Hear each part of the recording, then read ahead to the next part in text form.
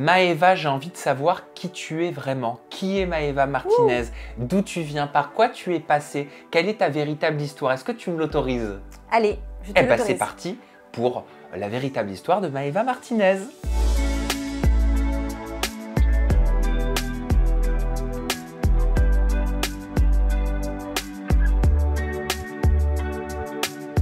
Avant qu'on commence par tes origines, j'ai remarqué que tu avais plein de petits tatouages.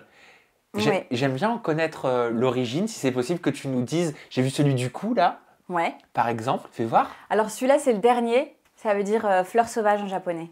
Fleur sauvage en japonais. J'ai vu un prénom, il me semble, sur ton doigt. Là, Oui. alors c'est écrit, vieille histoire, c'est écrit passion en espagnol. C'est un tatouage en commun avec un ex-compagnon avec qui j'étais restée quelques années, genre quand j'avais autour de mes 20 ans. Et puis voilà, c'était la première grosse histoire. On va Bien, dire, donc ça un t'a peu plus marqué, adulte. tu l'as marqué sur ta peau. Voilà. J'ai vu des petites flèches là sur les doigts. Alors ça, c'est... comment dire ça, c'était aux États-Unis. Non, si, c'était aux États-Unis. C'était à Hollywood. Avec un groupe d'amis, on s'est tous fait tatouer. On était sous tequila à mort. Et en fait, on est tous partis se faire tatouer, alors que certains n'étaient pas tatoués. Donc voilà, c'était un peu freestyle avec une petite feuille de cannabis juste à côté de la kikine. Parce que j'étais une ouf. Ah, t'as fait ça? Ouais. Tu l'as encore? Avec une copine. Ouais, je l'ai encore, ouais. Je pense que je la montrerai pas à mon fils. Ah oui, quoique, tu lui expliqueras le contexte. Le contexte est important. Il y a bien un jour où je vais le retrouver avec une grosse cigarette à la bouche. Et je devrais lui expliquer pourquoi c'est pas bien. Bien sûr, mais Voilà. il faut pas que ce soit tabou non plus. Hein. Il faut pas que ce soit tabou non plus. Et là, Maman j'ai l'a vu vécu. un petit palmier là caché là. Alors ça, c'est avec Stéphanie Clairbois, pareil, à Hollywood, à la période de Coachella en 2019. 2018, merde, je sais plus les dates. Ah oui, quand vous avez partagé une web émission. Et voilà, et du coup c'était nos retrouvailles, et pour fêter nos retrouvailles, on s'est fait un tatouage en commun. Alors j'ai un tatouage ici, c'est Anna Martinez, mon ange, c'est ma grand-mère. Oui. Voilà, qui est toujours vivante. Hein. D'accord. Je dis ça parce que des fois, vu que j'ai dit mon ange, tu vois, on pourrait croire que... Oui, tu as le droit d'avoir un ange qui est toujours sur cette terre, sur cette planète. J'ai un tatouage dans le dos qui veut dire à la vie, à la mort en thaïlandais. Ça, c'était avec ma meilleure amie d'enfance que j'ai fait voilà, à l'époque. J'en ai un sur la cuisse où en espagnol, c'est écrit Mi amor es un regalo que se merece. Ça veut dire mon amour est un cadeau qui se mérite. Oui. Il est très clair que je n'ai pas assez lu cette phrase parce que je suis tombée sur quand même pas mal de perles pourries. Ah pourtant, il suffisait de regarder là. Hein. Voilà, mais tu vois, ça n'a pas toujours été mérité. Et qu'est-ce que j'ai d'autre J'en ai un sur la cheville, c'est mon petit frère qui est tatoué avec un petit truc. Et puis, est-ce que j'ai fait le tour là? T'en as pas mal, hein? Ouais, j'ai pas mal de conneries écrites sur le corps. Oh, mais non, c'est pas des conneries, c'est des moments de ta vie. Ouais, et puis ah oui, là, des papillons, là. Ça, c'est 17 ans, rébellion, oui, n'importe quoi. Il y a eu la mode papillon, il y a eu les étoiles. Moi, c'est les étoiles que je me coltine aujourd'hui. Oh mon Dieu. Je suis dégoûtée. Ouais, j'attends, je me dis que dans 10 ans, il y aura peut-être un truc pour enlever, que ce soit vraiment propre. J'espère, parce que le laser, c'est quand même assez galère, j'ai l'impression. C'est cher et c'est galère. Mais Eva, j'ai envie de commencer par la base. La base, c'est les racines. Ce sont les origines. De quelle origine est-ce que tu es? Est-ce que tu as une religion? J'aimerais qu'on parle du rapport à la foi. Alors, mon rapport à la foi. Mon rapport à la foi. Alors, c'est compliqué parce que moi, je vais te dire, je suis très respectueuse de toutes les religions. Je suis très respectueuse des personnes qui ont la foi et qui respectent une religion, qui ont vraiment quelque chose de très profond dans le cœur et qui croient en leur Dieu. Ça, c'est vraiment des choses qui sont propres à chacun. Alors, moi, je ne vais pas dire que je ne suis pas croyante. Mais je ne suis pas croyante. Tu as le droit de ne pas être croyante. C'est compliqué, c'est pas que je le suis, c'est pas que je le suis pas. C'est que moi, je crois en la magie de l'univers. Je crois en l'univers. Je crois aux énergies. Je crois. Est-ce qu'il y a une force supérieure pour toi? Eh ben, j'ai envie de croire que oui. Après, sous cette forme-là, je pense que non. Sous la forme d'un dieu, c'est ça? Voilà, sous la forme d'un dieu, je pense que non. C'est difficile d'avoir des certitudes. En plus, j'adore la science, j'adore me me renseigner, c'est quelque chose qui me fascine, etc. Et du coup, ben, ça me force à ne pas forcément y croire, mais à croire effectivement en quelque chose de...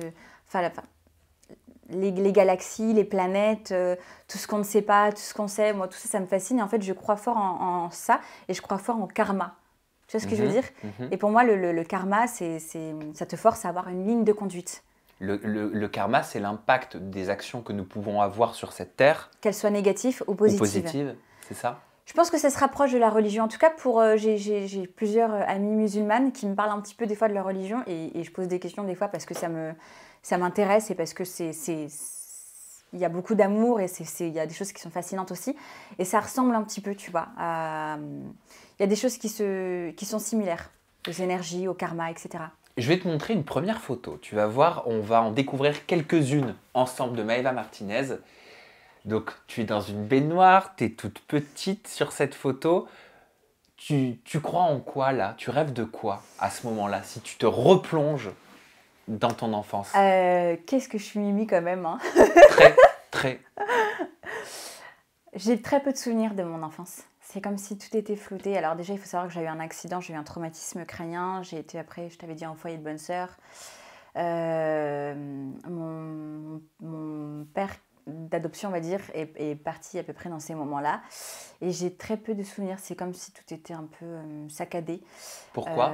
J'ai comme des petits trucs en parcimonie. Je pense qu'il y a beaucoup de souffrance et puis beaucoup de traumatisme à ce moment-là. Donc j'ai des petits souvenirs au foyer de bonne sœur, j'ai des petits souvenirs de mon père qui vient me voir, j'ai des petits souvenirs de plein de petites choses comme ça. Je pense que ce moment-là, je suis encore une petite fille heureuse, en tout cas.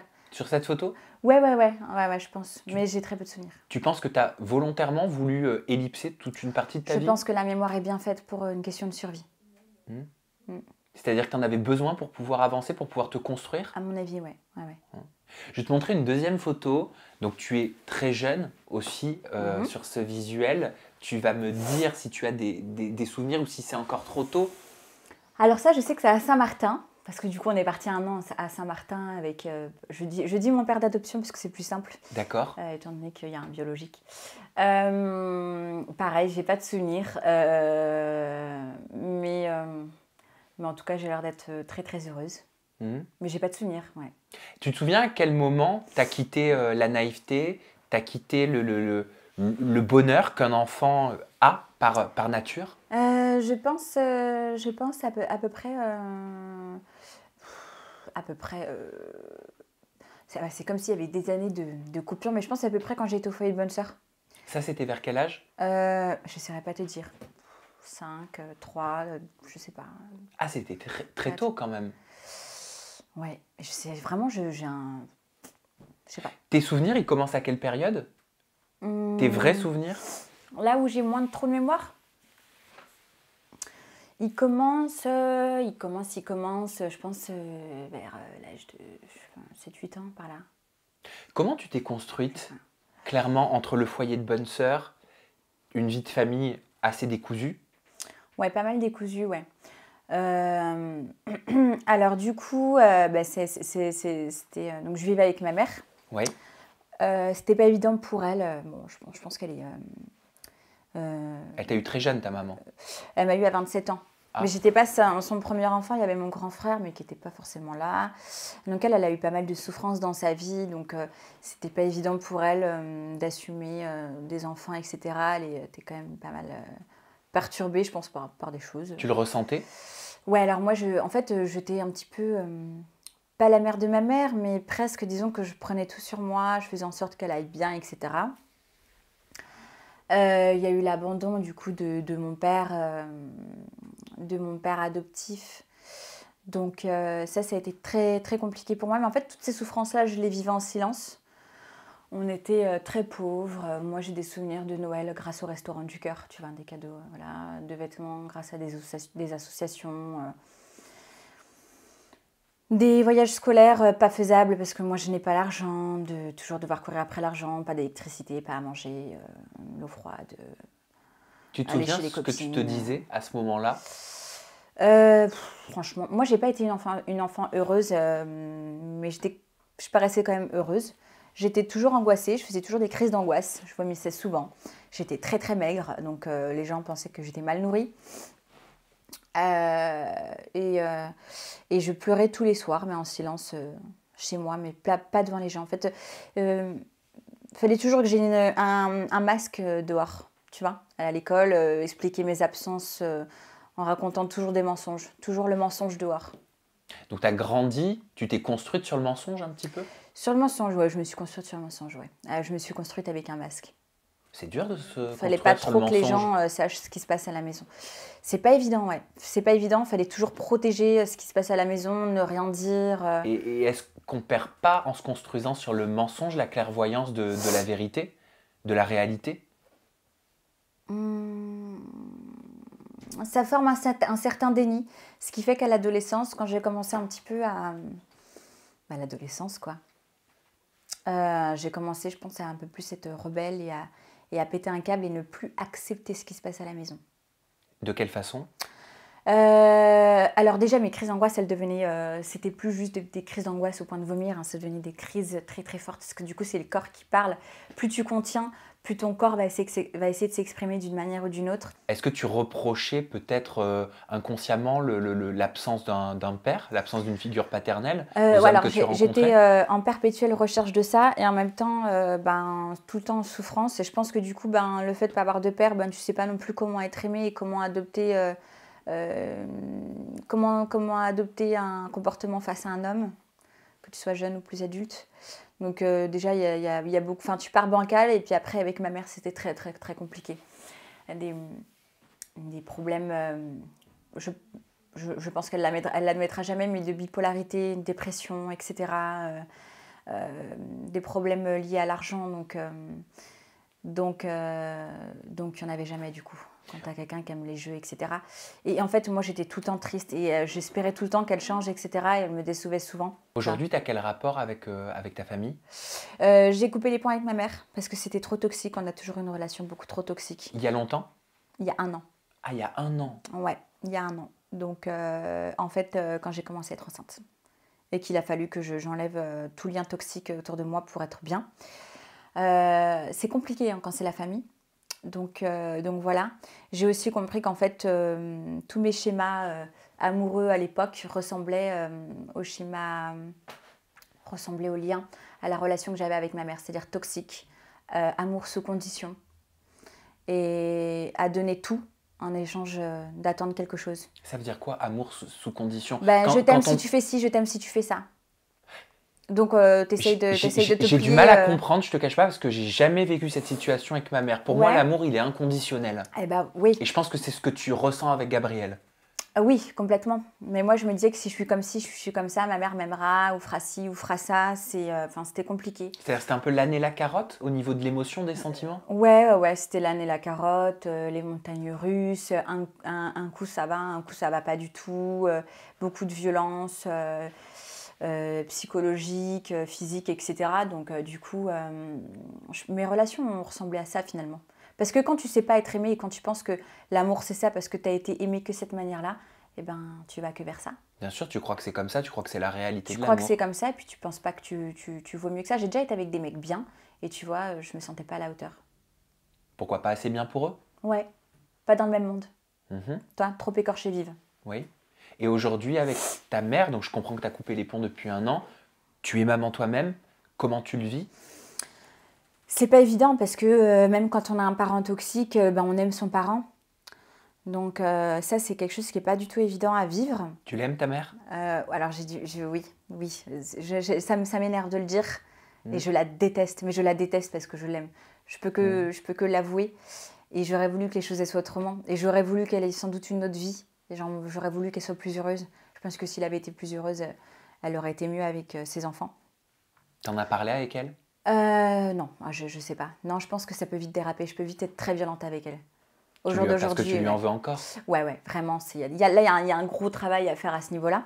Et c'est marrant parce qu'il y a mon père biologique qui m'a recontacté il n'y a pas très très longtemps. Ah bon? Ouais.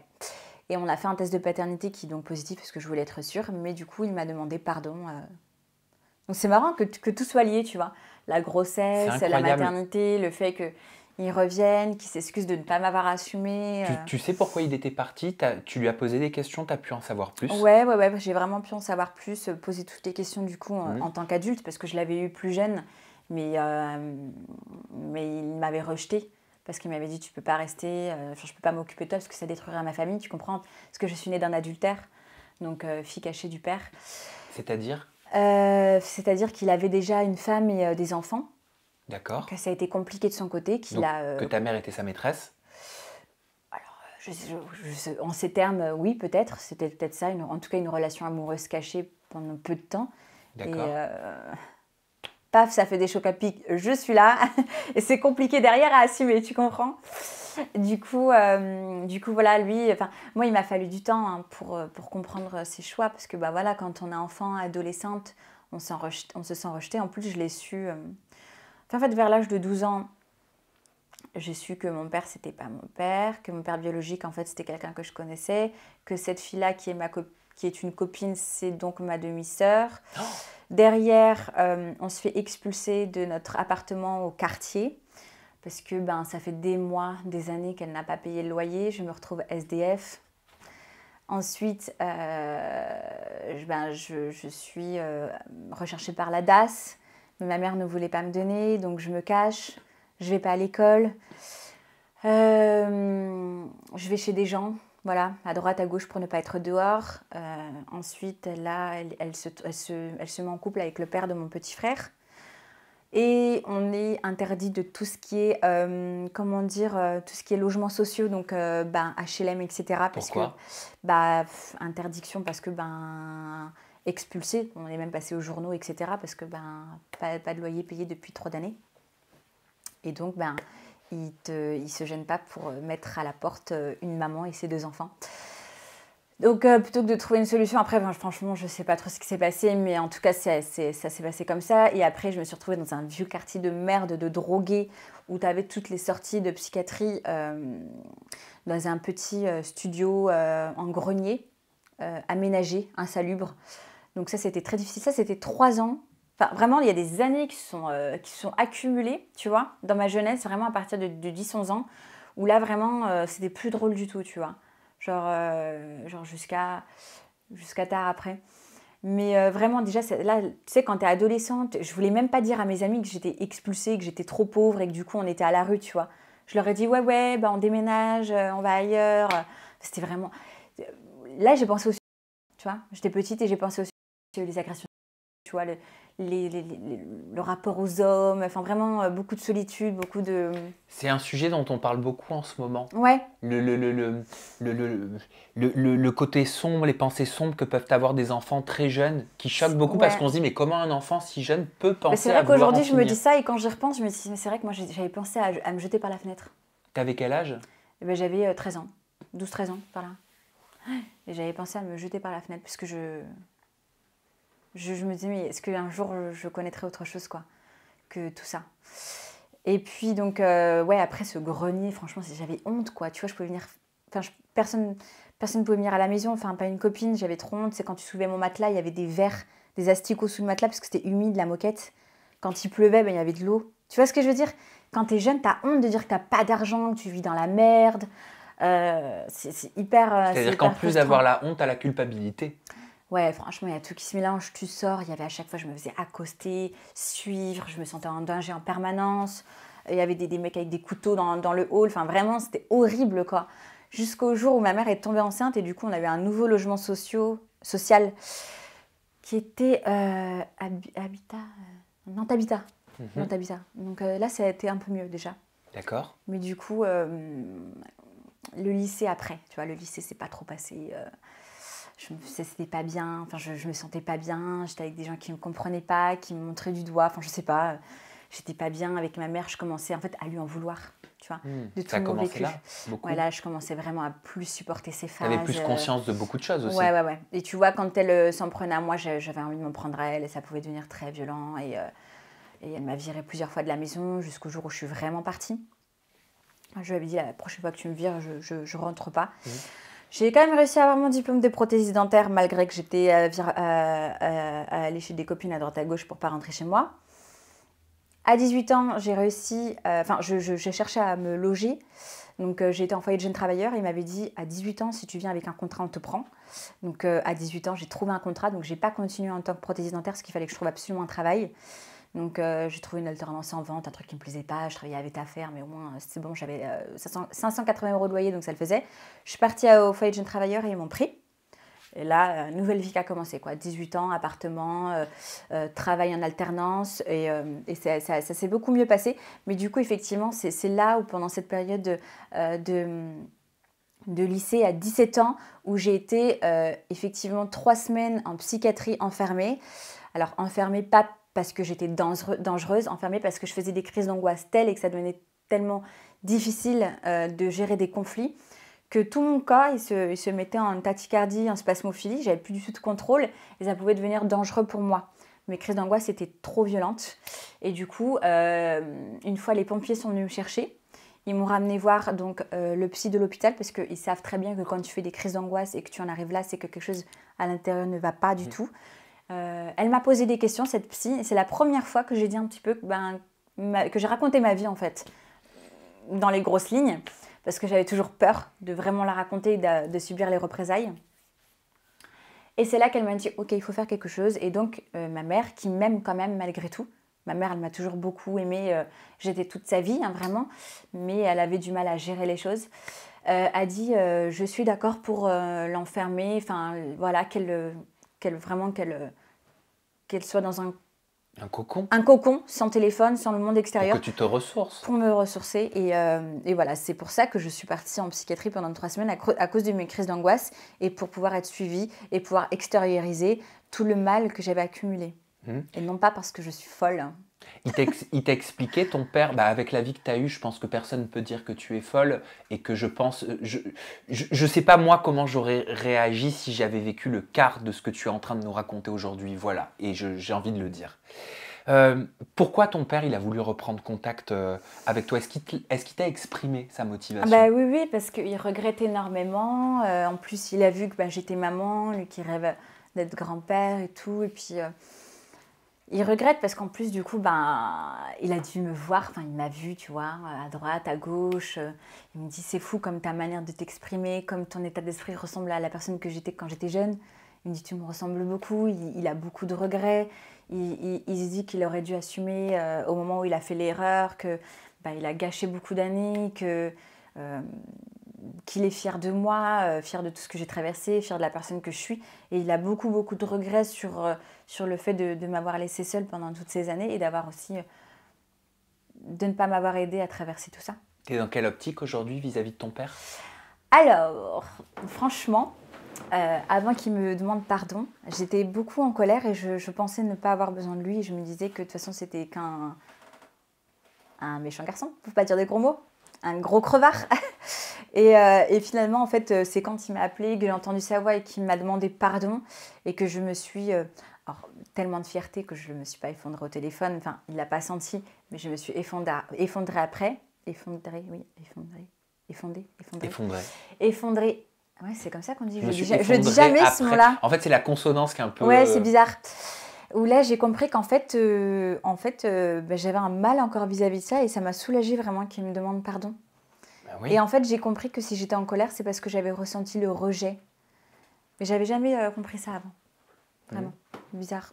Mais... Comment tu t'es construite au niveau des relations amoureuses?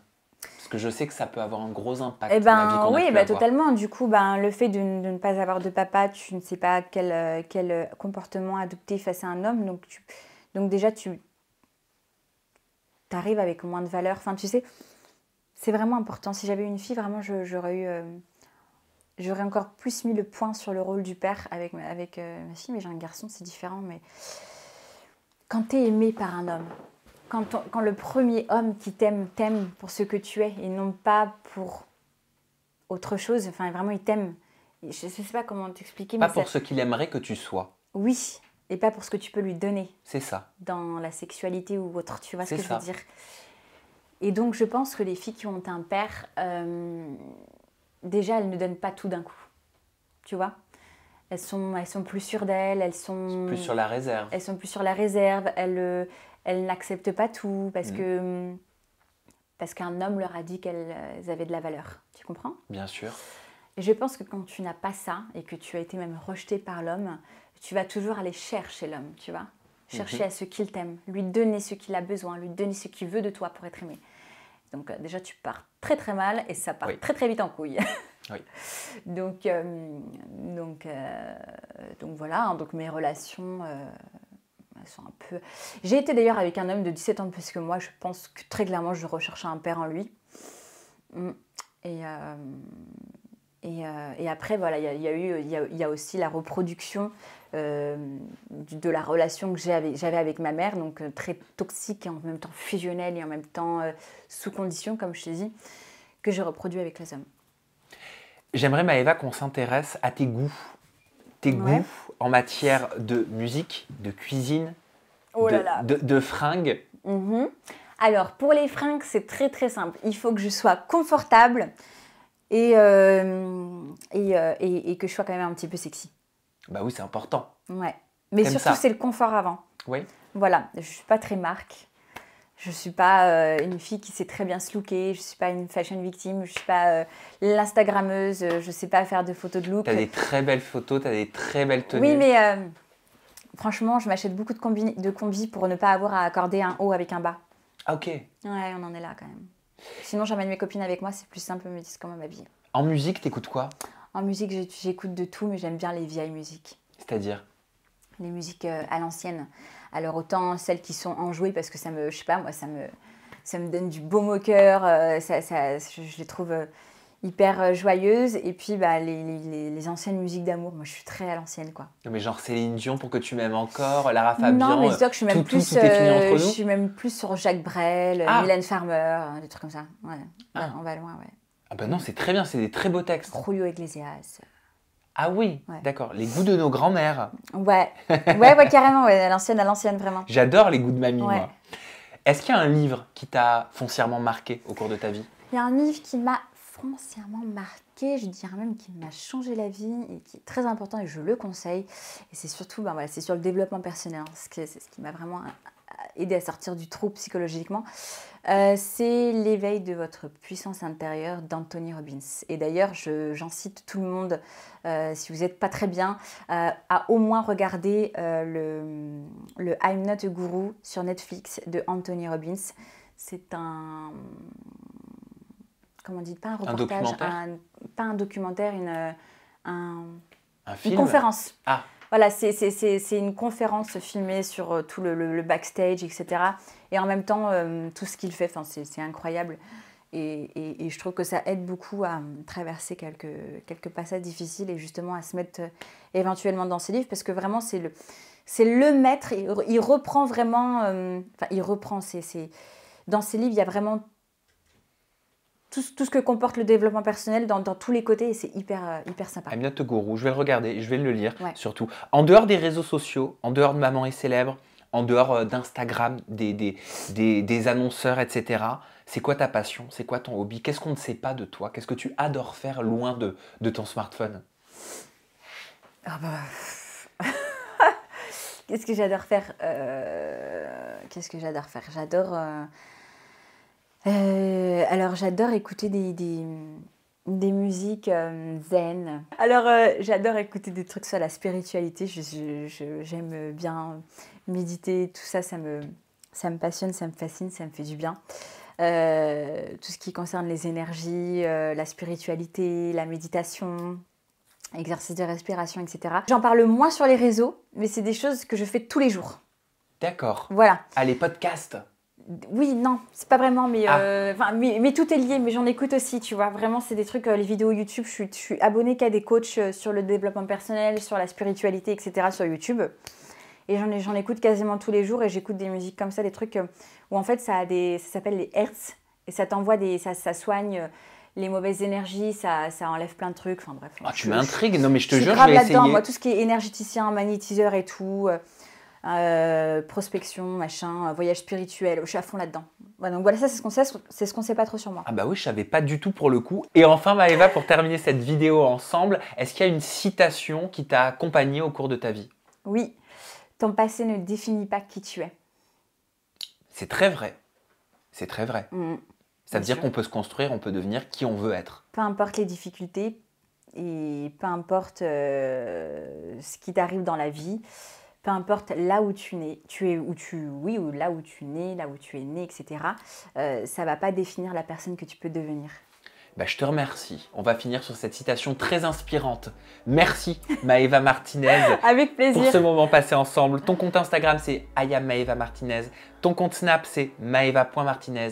Ta chaîne YouTube c'est Maeva. Merci et merci à vous pour votre fidélité. Prenez soin de vous. Bye bye.